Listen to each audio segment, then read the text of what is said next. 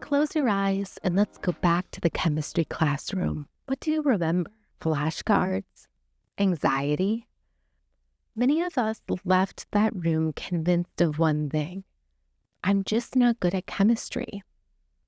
Our guest today is Antwan Daniels. As the author of Pathways to Allied Health, Antwan is moving away from that memorize and repeat, or that lecture and pray method, and leaning into constructivist theory.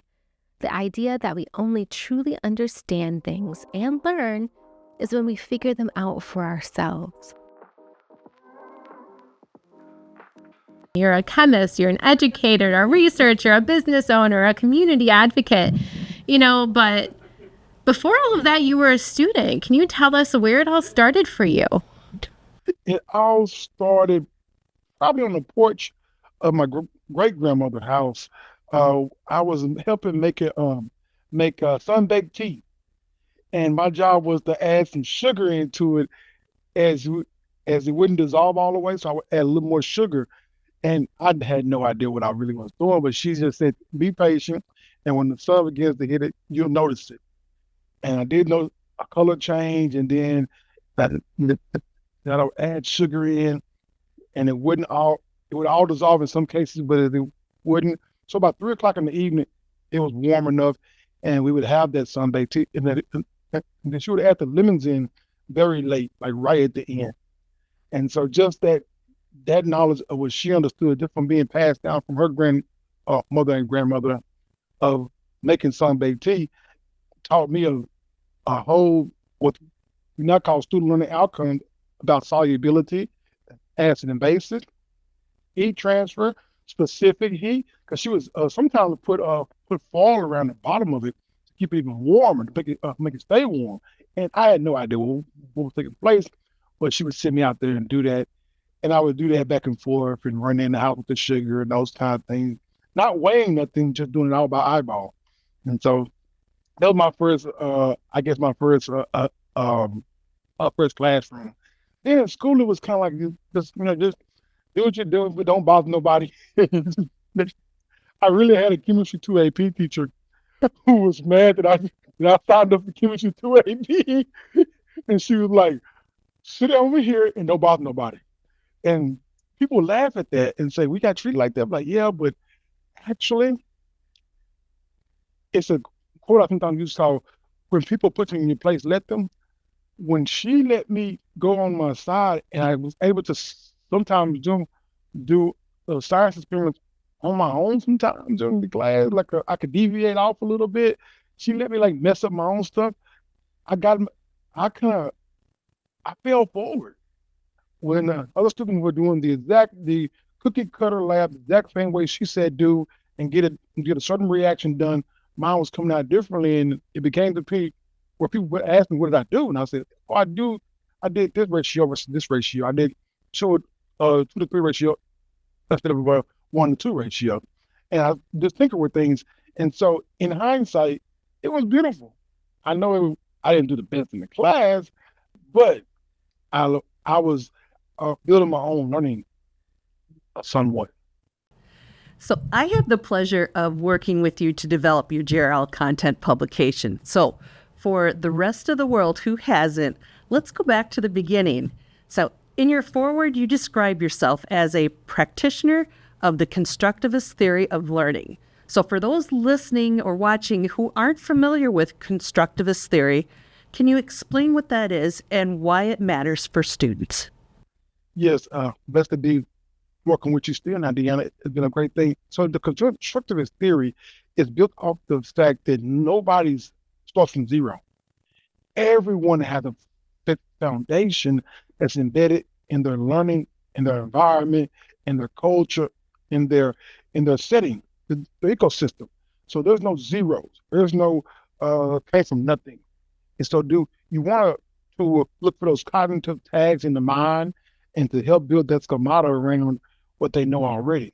So if you know already about speed, well, okay, let's try to see how speed deal with the fact that electrons move faster than a proton and why these things wouldn't be on the same track and those kind of things on the same speeds. Well, let's let's use that mindset to then transfer the knowledge base into this setting. And so transferable skills and respecting the fact that someone comes in with something, that is not just a constructivist theory, but it's also a form of self-empowerment for a person you're giving it to. You empower them to create the thought process and their learning from their own lived history. So if constructivist learning depends on kind of that productive struggle, how do you convince students that failing forward or being wrong is part of the learning process? Oh yeah, I tell them we're wrong till we're right, and so I say we do it. And I even look at the word chemistry, and you can put it on the whiteboard. You'll see it, CHEMIS, and the last three letters tell you everything you need to do. TRY. Just try, baby. And when you try, you keep showing up, and that builds. It's not really a mistake. It's it's breadcrumbs to the council. You just making that mistake. So they have to believe that, and that you said, Michelle, but get them to believe that. It's a very hard process. It can be painstaking, but I share personal stories. I let them know that I'm a stutterer, and so every word that comes from my mouth is challenged. So I keep showing up. So if I can keep doing it, I think you can keep showing up also. And so that's one of those small ways I get buy-in. Another thing I learned from the K-12 setting is seek to connect before you correct. So you build the environment that supports those kind of learning attempts, I call it learning cycle. Like a cycle almost. Like a bike, you ride a bike, you fall off, you get back up, but it's still gonna roll. So just let's keep on rolling. So those little micro moments of those things. Learning student names. I'm still lucky enough to know every student name by the fourth class period. I haven't let my students down yet, but I know one day Father Time will come for me, and I won't be able to remember every name of my students, but so far I can still do it. And so I'm lucky on that front. That's awesome. And it means a lot to them when they hear their name and their recognition. They know that you see them. So your approach connects chemistry to everyday decision making. So health outcomes and personal development. Can you give us an example of a moment when a student or a young person made that connection, when you saw the light bulb go on, when chemistry stopped being abstract and became something real and useful in their life? Oh, yes. It's the perfect example. So curriculum I started to create is called Professionals on Prospect. And it's a build out that's still in motion, but it's the street of Prospect in Kansas City. It's considered to be one of the most tenuous, under-invested communities. And so a mindset around professionals on Prospect is to look at allied health professionals, respiratory therapy, nursing, radiology technicians, these mid-career jobs that could become a economic mobility for these communities. So I'm beginning to create curriculum around allied health, and one is about things such as diabetes, hypertension, preeclampsia, these different disease states, and they learn about solubility. And they then began to use qualitative skills of using their eyes to see that I started with the still water. Now I've added in 0.5 grams, 0.5 grams, 0.5 grams.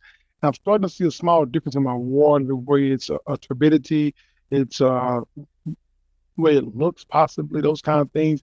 And I keep adding till it's fully concentrated. And then they stir it around and they compare the 0% sugar water versus like about you can get about 3.5 grams before you start noticing the issue in there, and they compare how they look. And we're talking about, well, this is the thing we see the term about your blood sugar, and they see those numbers in the microgram level, microgram/deciliter. Well, we're talking about grams and milliliters. And so now they're like, okay, so it's just a different number. Yes, what type of number? Which is micro means this many digits, this many units, to move over. And so they can understand that someone who's fighting with diabetes now will have a thicker blood, more in their blood, which does cause fatigue and to slow you down because it looks different. So therefore, it's in your body in a different way. And so that's what someone is facing when their blood sugar is 400 or 300 or hopefully not never 600, but on the blood sugar is elevated. And so they understand that visualize just in a beaker with a digital scale, with a spatula, and sometimes with a graduated cylinder, you can have that moment. And you can also do that with calcium. Over calcium, that can break down into understanding why we have kidney stones. Using calcium and showing how at a certain point the calcium doesn't dissolve anymore. And those things that are dissolving, those are what's forming those kidney stones in our bodies in different places and those components. And so doing that and I know this is going to sound crazy, but doing that with K through third graders last year, and maybe one or two kindergartners were like really catching it, but the second and third graders, they were like, oh yeah, I can tell this is different. And they've been poured it and see that it poured different. The way it poured, because the density had changed. That's a whole nother concept. But just going there mentally into getting in the car, then to ask about diabetes with their family members, that just connects it all the way. Then it becomes a whole knowledge base around what is glucose and what is sugar and what are these things and how do we, and it just becomes a whole conversation that I call the crucial conversations.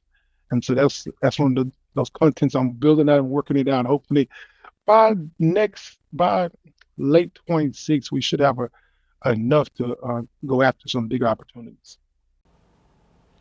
And that goes into your extensive history, both teaching at the community college level, but also you are an instructional coach through K-12 students as well. What does that range of experience from those elementary learners to the college level teach you about how people learn science? Yeah, so it supported the constructivist theory because the fact that I learned how to teach from watching kindergartners learn. And that's when I learned about the light bulb moment and all these things. So learning that and then becoming a coach saying, okay, yes, we're learning, we see some more qualitative effects, but how can we move the quantitative numbers, the test scores? And what I thought about was, I see test scores like GDP almost, like a certain earnings. Well, to get GDP, you need good, dedicated people. And you got to bring people in. And you have to first reach them before you teach them.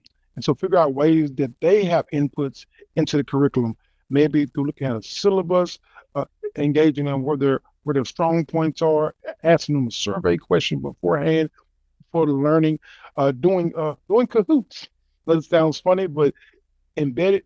This book was the first book that gave me a chance to have cahoots embedded in it.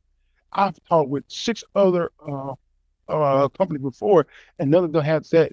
I mean, we'd always have to go outside of the book, losing class time, losing the flow of learning, and now I have it right there inside of it with flip cards and those kind of things. And so what I noticed was that reaching and teaching is definitely one, and then providing a space for students to think and to communicate with each other. And so that is what transcends between both the K through 12 setting and then the instructional coaches moving the needle, getting those SLOs to increase over time. And you're going to have a break point where you can't just do a next level moment to get to that next level. And GRL was that for my students. I was getting about a 65%, 70% success rate. With this now, my students are as a success rate about 77% based upon last fall and spring. And so that's going to even go up even more. So that's a now about 6 to 8 students who are now in the learning cycle, who don't have to repeat a course, who don't have to go back and do all these things, probably even stop out possibly. So this is supporting a persistence and retention. with the learning outcomes still being approached, still being achieved based off of testing mechanisms that were district wide. So my student scored against the district. So I'm wondering, with all that experience across the different levels, looking at higher education, if an instructor is listening today and wanted to make just one change tomorrow when they go back to the classroom in order to teach more constructively, what would you tell them to stop doing right now? Stop doing. Oh, well, I got three of them probably. Death by slideshow. Let's definitely stop that. Okay, death by slideshow. Understand your course is not a sprint. It's not a. It's a tour. Your course is a tour. So don't think that just getting through content is your job and you do your check off. Getting to students, getting to learning is the check off, and it's the process. It's a tour almost, and you are a bus driver to a certain extent, but you're letting people on. You're giving them a chance to get into the seat, get into a good spot, knowing where they're at. You're showing them things on the process. They can control the window. They can move things around. They can ask questions. So I would say making sure that you don't no death by slideshow. It's not a sprint. It's not a finish line you're trying to get to, and then they please stop looking for punitive measures. So stop looking for ways you can exclude and look for ways you can include. Your textbook with GRL, Pathways to Allied Health, you mentioned that, referenced it a little bit earlier. What separates that title from what you were working with in the past? Yes, and so in all truth, the pathway. I think the word pathway, we just see pathways different. If you, I would say some of my books in the past were gateways, and gates normally have gatekeepers, and gates normally have a rationale for being a gate instead of a path. A gate says you can come in. I've vetted you. I've seen you. I'm gonna open. I'm gonna open it for you, and I'm gonna close it possibly. So that classmates that's right behind you, or that classmate that's trying to catch up, that door may close by the time they get here. But you'll come in, and you'll be on this side. And now that you're on this side, how do you still connect with the classmate that was just sitting beside you 2 weeks ago? And so I see GRL says a pathway. Okay. It says come. It says there's a way for you. There's a worn path to a certain extent that's been made for you to say, yes, this career is an option for you. On the book cover, like you said, it shows you looking through a prism and you seeing all these different opportunities in rad tech nutrition and through nursing and those things. And it's a way to see yourself as a path forward, as a way forward. And I think that's what this book differs than my previous, and I counted yesterday, six. I've used six different in the process, and this one, it they don't rival this way to communicate with students, way to collaborate and build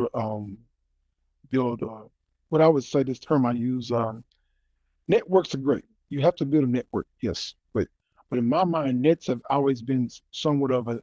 When I look at the word, I see like something that has to be connected is dependent upon this knowing this touching this and this touching this, and then in the end we can grab something together. But me being a stutterer, once again, I say, where does another letter come in? And instead of doing network, I do nest work, where I put an S. So nest. I don't think about nest as being so controlling and gripping and capture based. I see nest as nurture based. I see nest as a challenge based. And I see nest as a timetable that says one day you're gonna be strong enough to leave this nest and fly away. And so and these skills you learned here though will carry you through wherever your journey goes. And so I see GRL and this textbook as a way to create more nest work opportunities for our students in learning environments. I really appreciate the precision of the language that you use and the way that you use terminology to embed that inclusion into every element that you're doing. That's incredible.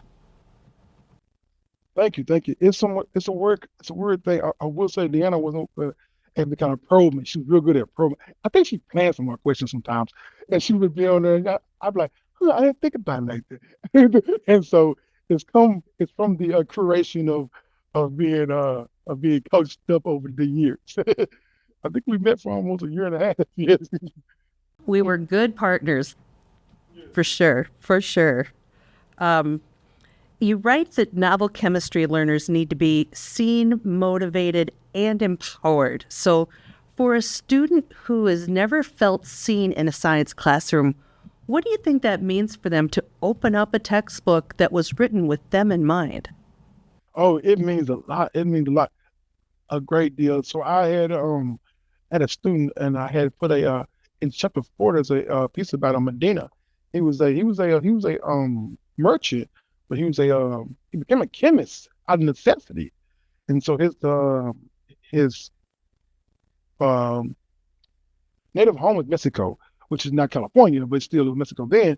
And so he needed to figure out a way to better get quicksilver, to get silver out of the mines. They had dug deep. 200 feet deep. They were just running out of digging. And they couldn't get the silver at a high enough rate, pretty much. Well, his quicksilver technique called the patio process, we're talking about evolutionized the way that these ghost mines became back alive again. All because of this process. You could go in there, get the same amount of dirt, but then you weren't getting like 1 gram of silver. Now you're getting 10 grams. And it profitized that industry and just brought it back to life. And it's still living now. I mean, we have mines in Missouri. We have mines in Nevada. We have even Golden State Nuggets. It's called Golden State Nuggets for a reason. And so there's these things that are just still taking place now. But that technique, and then the cultural knowledge of it, was a merchant who was just trying to take care of his family, and he wanted to make sure that he could still keep working. And so that coming from the Latinx culture, it was a great process that gets overlooked a lot of times. Just showing how, and then how they tie in. Well, quicksilver is more of a physical interaction up front, and then you put some heat to it, and then becomes a chemical response that brings about that. So that ties into our stoichiometry, our reactants and products, and that concept of chapter 4. So it gives them a way to be seen, a way to be affirmed, and then to be empowered to say, okay, if a merchant can say yes, I'm gonna figure this out. Then hey, I'm a 20-year-old college student in America. Hey, I got a shot too. So those kind of stories that are embedded within the book, the text provides many times that those micro affirmations, called micro affirmations, but those little breadcrumbs to the council. I'm writing that down, the micro affirmations, because like you said in your first story about making sun tea with your great grandmother, we're constantly surrounded by these micro affirmations on how important chemistry is and how integral it is into our lives. And I think that would really resonate with students too, knowing almost everything you do has a chemical component to it. Within your textbook, you also have some built-in social and emotional support. What inspired you to do that, and how do your students respond to it? Oh, I will be blatant as possible. I used to be in the Bad Boys Club. I remember 2001, 2002, 2003, where it's like, oh, your chemistry is for guys, and we do this, and it's a guys thing. Let's go to the bar or wherever else, and those kind of things, instead of being more inclusive on the environment we go into. And so I remember it trying to be this Bad Boys Club or whatever of the chemists. So we do bench chemistry, and we go in the lab, we do like this. And so I said, oh no, and I fed into that until I got before I became a girl dad. My first time I was a girl, so I'm a girl dad. And so I fit into it till about 2006, maybe. I said, you know what? I was looking at our best chemist in our lab, Angie, and she was a Egyptian woman, and she would wear her full on uh, clothing, ethnic clothing, and we would be trying to do stuff right there. But over time, we started noticing that she would get done with her work and we were still playing. And I was like, oh no, she has a technique that's better than ours. You know, me saying it out loud got me excluded from the bad boy club or whatever, or recognizing like, she's good, y'all. And so I noticed that then that kind of shifted me to say, oh, we purposely had each other on the back to make ourselves feel good, but that's not the world we really live in. And these women scientists and these scientists from different races and people of color, and all of them, we all come into the pot. And so knowing that the chemistry had a 200-year speed, fast track lane for men. I mean, look at it. I think 89% of chemical reactions or chemical techniques are named after men. Okay, we have Avogadro's number. Okay, we have Mendeley. We have all the men titles we can just drop in there all the time. And just saying a Curie is a hard enough. And even with Dr. Curie, people didn't even know that she won a Nobel Prize twice, one in physics, one in chemistry. They tried to just pay her husband's pension and shut the lab down. She broke into her own lab to do chemistry, to do radiation to what would later on kill her herself. She broke into her own lab because men decided who should do chemistry. She only got her first Nobel Prize because of Henry Becquerel and her husband. Her husband forced her name to be on that Nobel Prize. Real men got to say, no, this is not going to work around me. And we got to rise to the occasion, and say no, recognize it. So I put quotes in the book. I put a little moment. I put small things like women never apologize for your greatness, because I literally have seen in my life. I've done 114 courses. I haven't seen everything, but I've seen a lot. I've seen women hand over their beakers or hand over their striking rods, or like give their utensils to a male to believe that it's male's work. In my own college chemistry lab, I've seen women. I stopped doing this. I don't give out exams I don't give the exam back out around everybody else. You have to come to my office for it. I've seen women try to cover their exam grade because it was the highest grade in the class, and they were sitting by, some eraser chores. Some crayon eaters. I'm joking, but it was sitting by somebody who had a lower grade, who was a male, but didn't want to be antagonistic, didn't want to make any kind of situation happen because they were doing that than them. And so I said, oh, no, it's a better way. And so when I got the opportunity, it's a path. It's a pathway. And here I made that pathway. That is definitely one of the valuable pieces to the approach that you took with the book that I just absolutely love. Thank you. It's just something I couldn't. People say what they'll do and all this kind of stuff, but when you got the chance, when the pen's in your hand, what you gonna do? Are you gonna say you're about change, or you just barking? Or we say in Texas, you're selling wolf tickets. Are you gonna sell some wolf tickets? Are you gonna show up for the work? So I know you're very proud of your book, as you rightfully should be, but I know there's also something else that's near and dear to your heart, and that would be 5S. And for those that don't know, it's a service-based business. Scientists seeking, let me make sure I get this right, scientists seeking strategic, sustainable solutions. Yes! So tell us what your vision was behind that, and how does it work? How does the work you do there, from that early stage research right up to the cool kids chemistry, how does that extend what you do into the classroom? gotta say, so my wife, woman again, was inspirational for it. But yes, and then the seed was there, and then I had the nurturing the seed. It came from listening to the environment, so I became a part of my environment and was listening to the ecosystem and seeing what the gaps, seeing that some people could go through high school and not take chemistry. Yes, there's some districts you can skip chemistry, you can not do chemistry. I'm like, oh, no, it's not all right. Okay, and so to begin to see people at the college level who hadn't experienced these things, and then knowing the effect of COVID, getting wet labs out of me. We lost 2 semesters of wet, 4 semesters of wet labs for COVID. And I was like, okay, there's something going on. And then my previous knowledge of knowing that the the underutilization of experiential learning, and then knowing how much we had moved toward technology, STEM had got kind of hijacked by technology.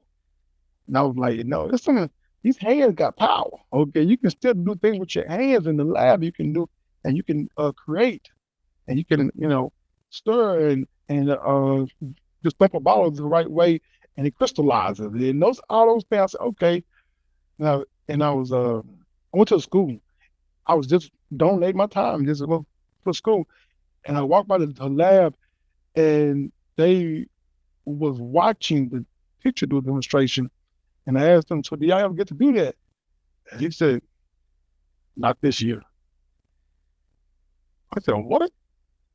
And I said, that how it go. Okay. And so that's what said, okay, 5 events, got to go build out, got to go start to create this space where I can do safe, manageable labs that bring about a thought process and build chemistry confidence. And then my PhD work a little bit, tie in self-efficacy, which is just a layer of anything.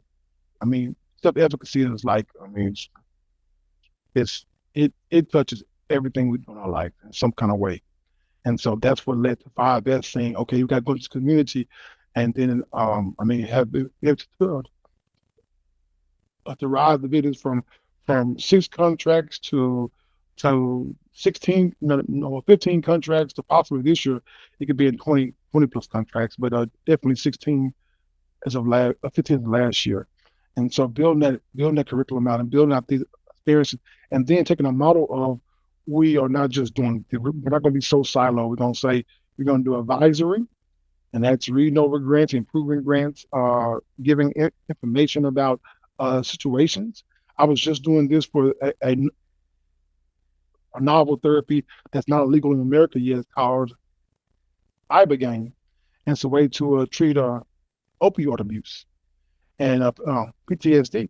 Well, Texas put money into it last year. Arizona has, and possibly Mississippi. There's no way Mississippi is going to beat Missouri, and so Mississippi also, and so that's a way of doing advisory. And then advocacy lens, we look into the things that keep people in the workforce and ways to empower people around knowledge and to bring I call it science literacy for all.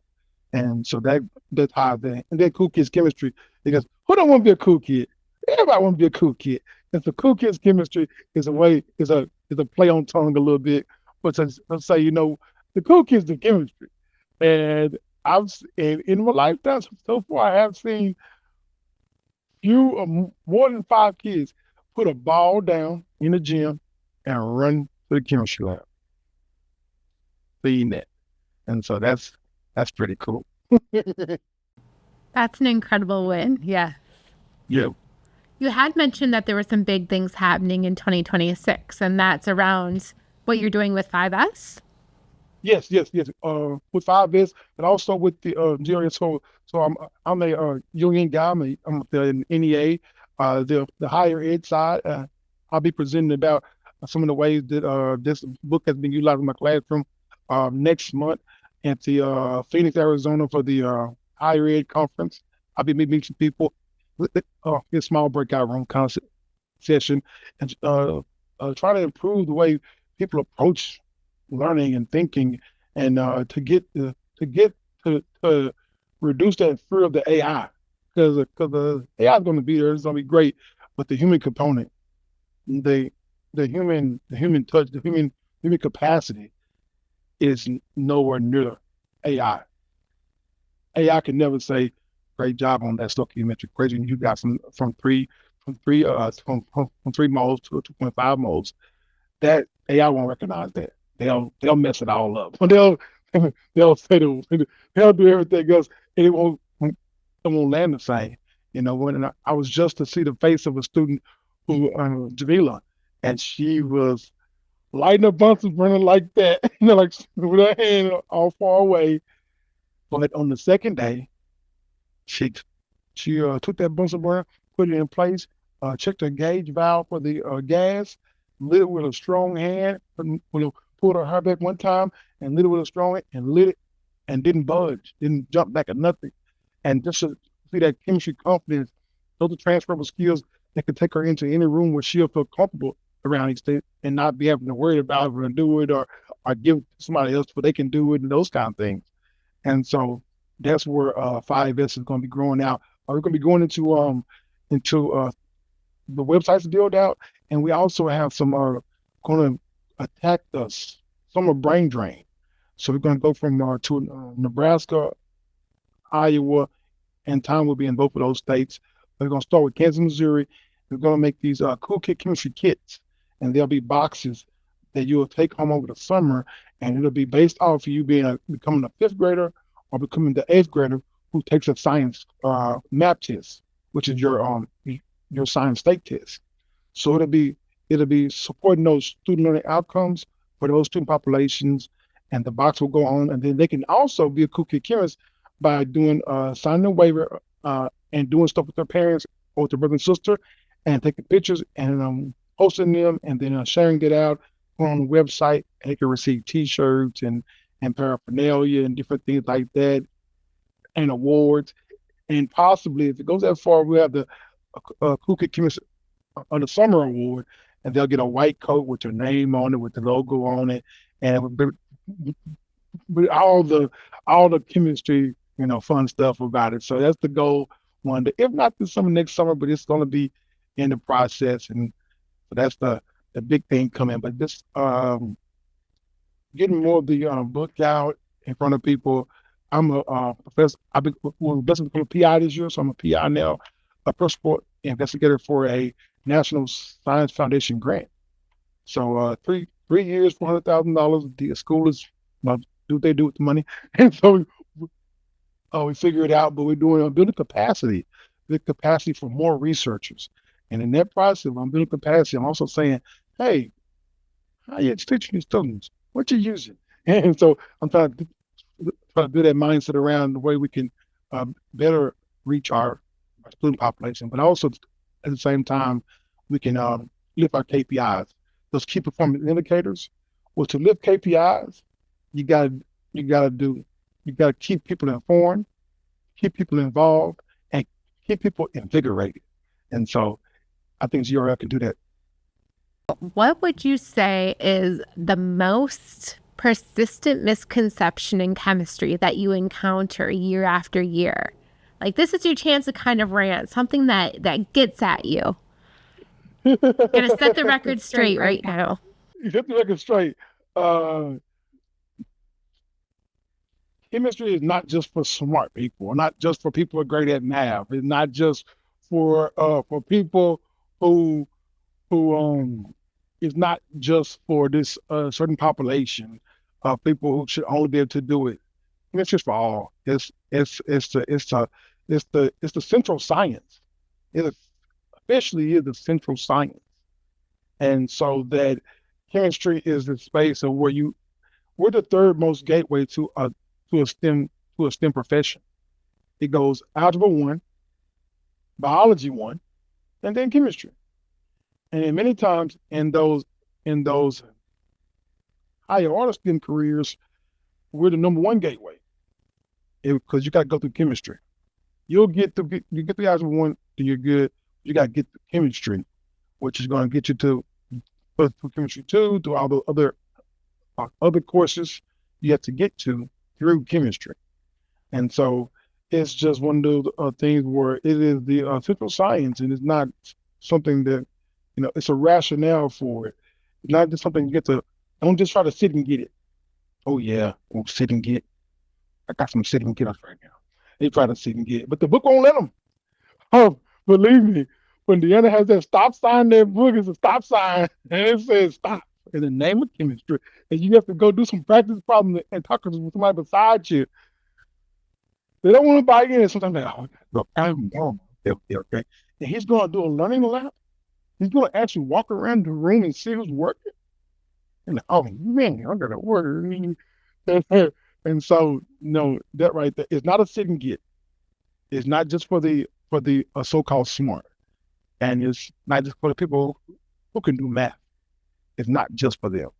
It's for all. I mean, I've even even hopefully opening up in about 2 years from now a chemistry 107 course, which is a prep chemistry course, which in too many cases I do have people who are fearful of chemistry, who have true trepidation, and so I want that to be a beacon of light to say, hey, come over here.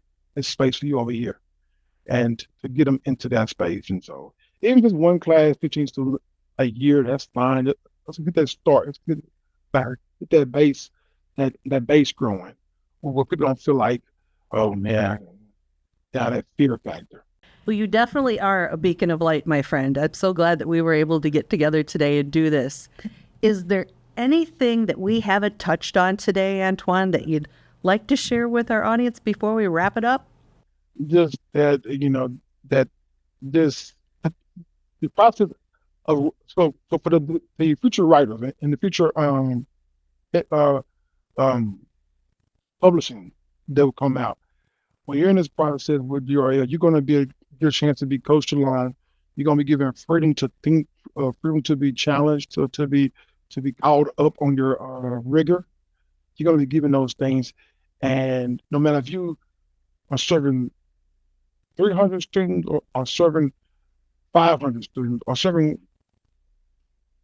200 students, there's a place for you in this publishing, and it just, you will get a greater joy from your teaching, and then you can share that joy with others, and you can get more people to believe in the text, in the learning environment, and then that it's a process, and it's not as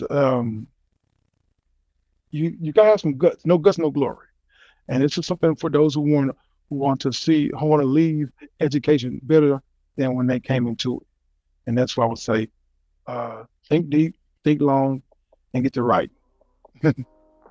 That was a fascinating conversation, and hopefully a reassuring one for students who've ever thought struggling in chemistry meant that they didn't belong in a science or healthcare field.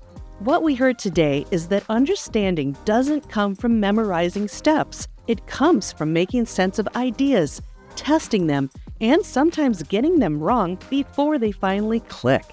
For instructors, it's also a reminder that small shifts in how we design learning experiences can dramatically change how students engage, persist, and ultimately succeed. If you enjoyed this episode, share it with a colleague, a classmate, or anyone who's ever said, "I'm just not a chemistry person." They might discover they actually are. They just needed a different pathway. Thanks for tuning in to Can I Get a Retake, a podcast by Great River Learning. If you liked the episode, show your support by subscribing, sharing, and leaving a review on your favorite podcast platform. Can I Get a Retake is brought to you by hosts Michelle Manaman and Deanna Plussel. Our show is produced and edited by Michaela Albee. Artwork for the podcast is crafted by Michelle Manaman. Our intro music is courtesy of Comma Media. We'll be back soon with another captivating chat with a top GRL educator.